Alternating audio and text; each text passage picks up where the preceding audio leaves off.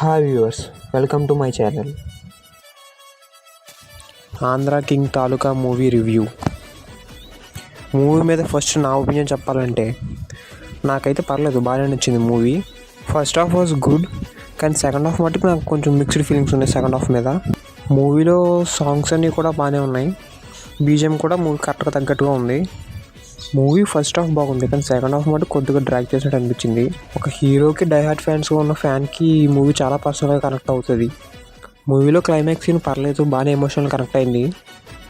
మూవీలో యాక్టింగ్ అందరూ బాగా చేశారు. రామ్ పోతినేని అయితే ఎక్సలెంట్గా పర్ఫామ్ చేశారు మూవీలో. మూవీ అయితే చాలా బాగుందని అయితే చెప్పను, కానీ పర్లేదు, ఒక మంచి మూవీ చూసే ఫీలింగ్ అయితే వస్తుంది మూవీ కంప్లీట్ అయిపోయేసరికి.